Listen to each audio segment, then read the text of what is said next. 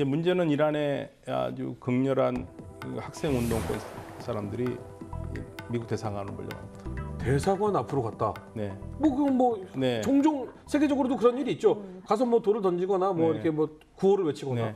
네. 거기까지 했으면 좋은데 네. 네. 들어갔어요. 대사관 안으로? 네. 앞에 군인들이 지키잖아요. 이 군인들이 이미 문을 닫고 안으로 들어가 버렸고, 왜냐면 여기서 발표를 하기는 어렵잖아요. 그러면서 자그마치 그 대사관에 서 있던 사람들이 전부 다 인질로 잡힙니다.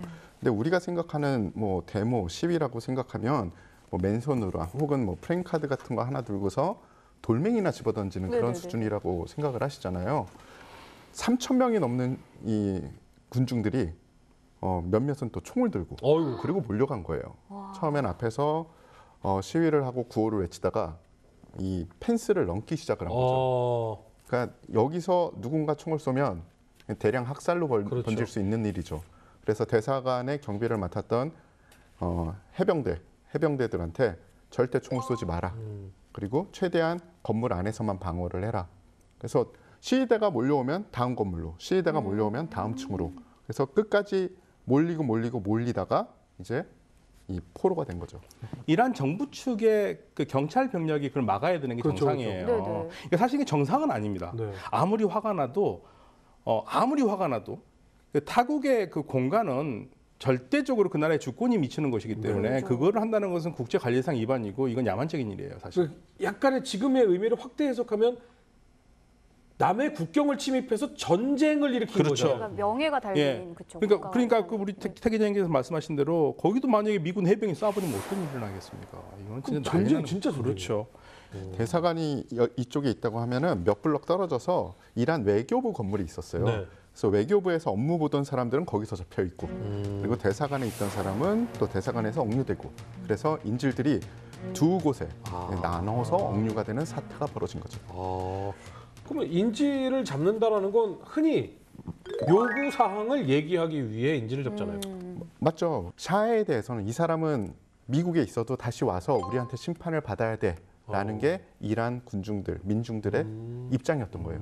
그런데 미국에서는 조금 전에 말씀한 것처럼 아니 이게 국제는 법규가 있고 질서가 있는데 아무리 그렇다고 해도 주체도 모호한 세력 3,000명이 우리 대사관이면 우리 땅인데 그거를 무단으로 넘어와서 우리 국민들을, 대사를 포함해서 우리 국민들을 인질로 잡고 지금 우리한테 감나라 대추나라에 이게 말이 돼?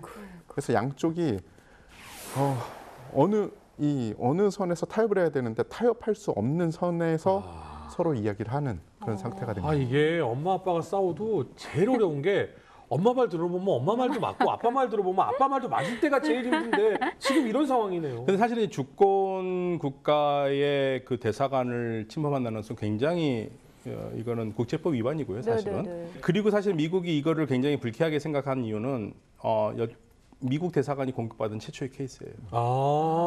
그리고 그 다음에 우리가 보면 뭐 알카에다 공격, 뭐 헤즈볼라 공격 이런 것들이 그 이후에 나온 것들이거든요. 선례를 만들었구나. 네, 선례가 되니까 이제 더더욱 그런 미국으로서는 그러니까 미국인이 생각하는 제일 최악의 그 이란과의 미국과의 관계는 대사관 인질 사건이고요. 이란이 생각하는 것은 모사데그 총리 쿠데타 제거. 네, 이 두 가지가 부딪히는 거죠. 이렇게. 대사관에서 65명인가 그리고 외교부에서 3명에서 68명이고 나중에 풀어줘서 53명이 남았다가 그 한 명이 또 몸에 안 좋아서 풀어줘서 52명이 마지막까지 남아요. 그러니까 최초에는 60명대였는데 네. 좀 풀어주고 몸이 안 좋은 사람 해결해주고 나머지가 52명. 마지막으로 이제 나온 사람이 52명입니다.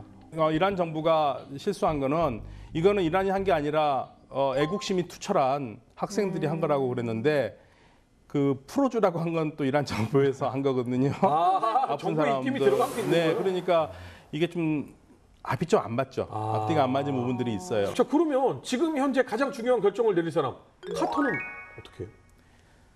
카터는 이제 이때부터 고민스럽죠. 네. 근데 카터가요 평화주의자잖아요. 네. 이 사람은 이 인질을 구출하는 작전을 하면 인질이 분명히 다칠 거다. 네. 본인이 또 군인 생활을 해봤잖아요. 네네. 그래서 무력을 쓰는 걸 극구 반대했어요. 최대한 외교로 풀려고 그런 거예요. 그러니까 반대가 엄청 많았죠. 사람들은 대통령 뭐하냐 난리 날 거 아닙니까? 반대를 우리나라에서 그렇게 생각해 보세요. 네네.